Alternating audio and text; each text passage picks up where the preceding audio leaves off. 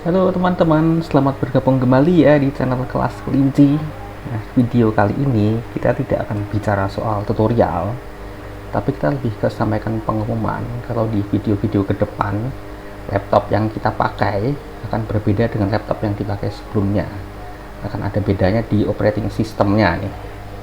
Oke, jadi laptop barunya seperti ini ya. Ini desktopnya.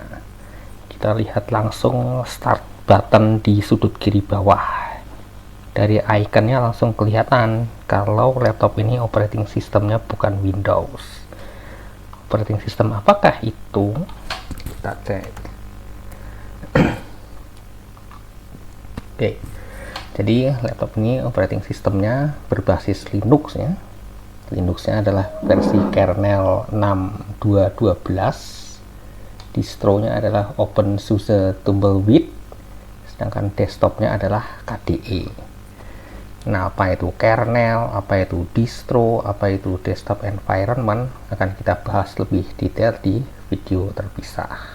Kita tutup dulu tampilan ini ya. Nah, sekarang pertanyaan ini. Kenapa sih kita perlu repot-repot install Linux padahal mayoritas laptop di pasaran sudah ada operating system Windows bawaan yang bisa langsung dipakai. Nah, jadi kita kembali ke tujuan dibuatnya channel ini ya. Channel ini dibuat untuk memberi pandangan lain ke teman-teman, ke masyarakat. Kalau sebenarnya software-software open source, software-software gratisan itu sebenarnya mudah digunakan dan tidak ribet. Sama kita tahu ya, di masyarakat kita software bajakan ini begitu merajalela. Nah, kita ingin menyampaikan pesan juga nih. Nah, daripada kita pakai bajakan, mari kita dukung komunitas open source dengan menggunakan software buatan mereka.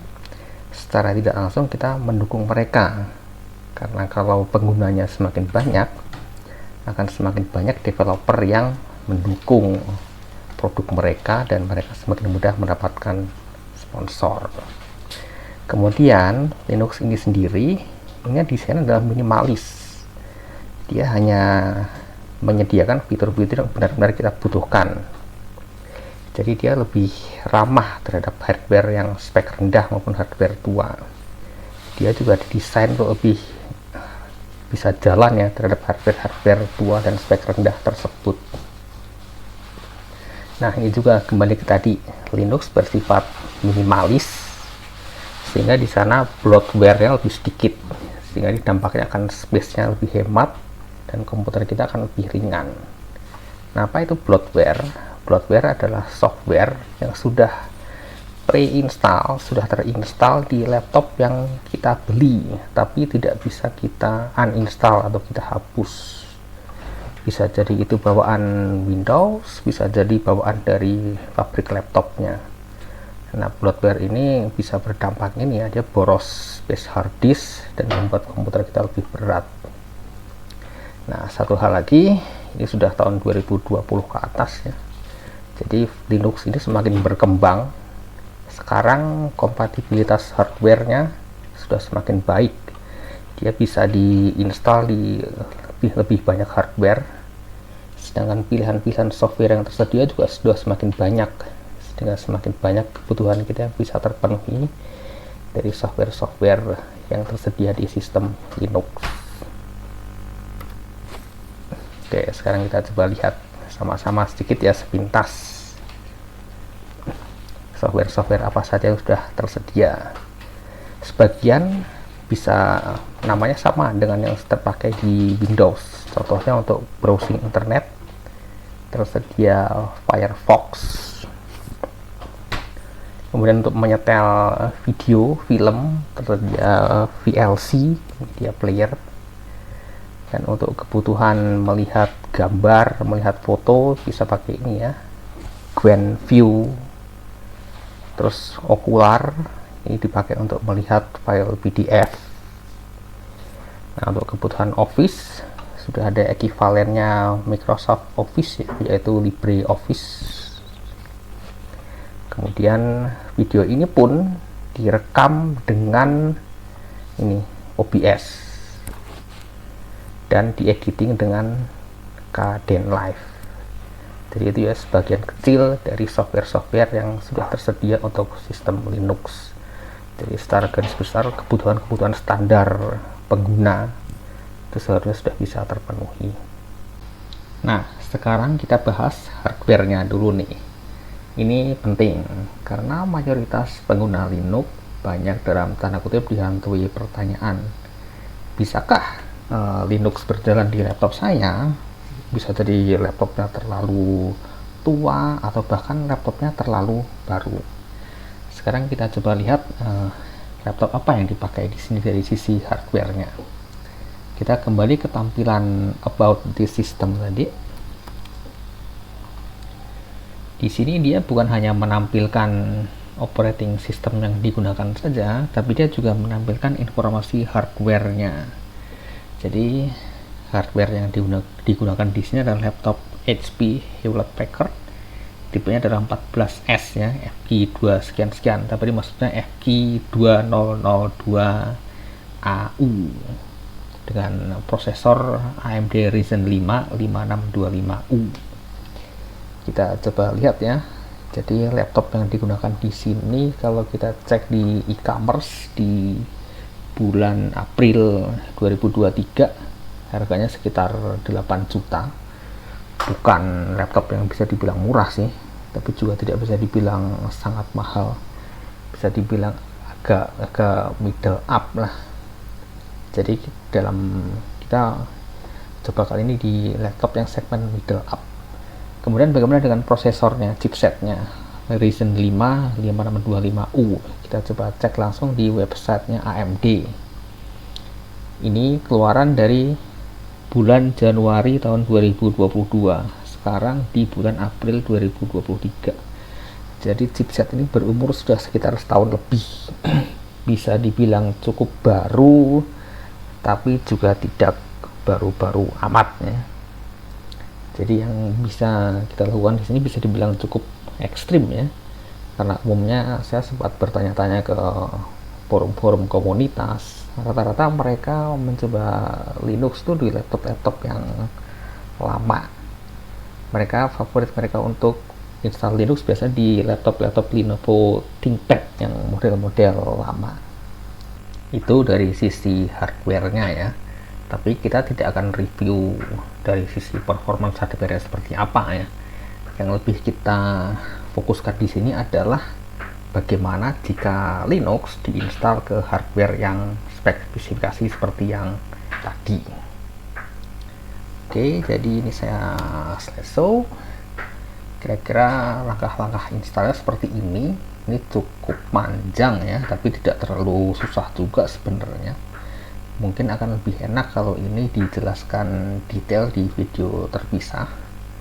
Cuma yang ingin saya garis bawahi di sini adalah kita memakai metode yang tanpa Windows ya.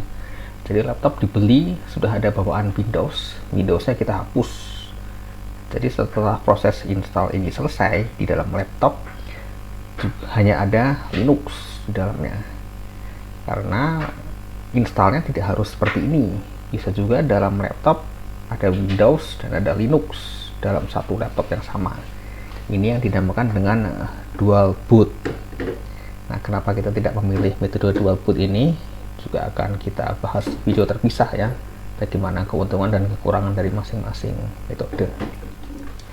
Jadi yang bisa disampaikan di sini yang kita lakukan kemudian cukup ekstrim, karena rata-rata teman-teman banyak yang tidak berani hanya ada Linux di laptopnya, mereka masih lebih nyaman kalau masih ada Windows, jadi memakai metode dual boot. Nah, kemudian hasilnya gimana setelah kita install? Kita review ya dari masing-masing komponen laptopnya. Dari core-nya sendiri, yaitu CPU, GPU, dan RAM, itu semuanya terdeteksi dan bekerja baik. Tadi kita lihat sama-sama ya, dia bisa mendeteksi dengan benar di tampilan about the system tadi. Kalau CPU-nya adalah AMD Ryzen 5 5625U. Kemudian dari sisi audio videonya kita sudah cek webcam, Zoom meeting bisa jalan, webcamnya, speaker juga bisa jalan, terus mic ya, mic dan headset eksternal. Kalau ini nggak jalan, kita tidak bisa bikin video ini. Kemudian networknya, wifi jalan ya, bisa mendeteksi wifi. Kemudian laptop ini tidak ada port Ethernet, tapi di rumah kita jaringan internet kan memakai kabel Ethernet. Ini kita memakai konektor merek Vention. Ini bisa jalan juga dengan baik ya, tanpa masalah, langsung bisa dipakai setelah install. Kemudian dari sisi input ini, keyboard, touchpad, mouse, ini semua bisa jalan dengan baik. Kemudian bagaimana dengan memori ya, kita flash disk, memory card, hard disk eksternal, semuanya bisa terbaca. Data-data di dalam memori ini bisa terbaca. Ini yang kita ulangi sedikit ya. Komputer yang dipakai ini sudah dibahas di depan. Kernel Linuxnya ini, distronya ini, desktop environmentnya ini. Nanti akan dibahas lebih detail di video terpisah. Nah, sebagai penutup, apa yang bisa kita simpulkan? Jadi ini ya, saya ingin menyampaikan ke teman-teman, jangan takut install Linux di laptop yang bisa dibilang masih baru. Kita sudah buktikan di laptop HP yang umurnya sekitar 1 tahun chipsetnya, dan ini bisa jalan dengan baik sekali. Kemudian juga pesan yang kedua, jangan takut juga jalan tanpa dual boot, hanya ada Linux dalam laptopnya. Kita sudah buktikan jalannya 2-3 bulan, kita bisa jalan baik lah. Browsing internet, meeting Zoom, editing video, merekam video, programming Python, semua jalan. Oke, terima kasih ya sudah menonton video kali ini. Masih akan ada banyak sesi-sesi lanjutan mengenai Linux ini. Sampai bertemu kembali di video-video berikutnya.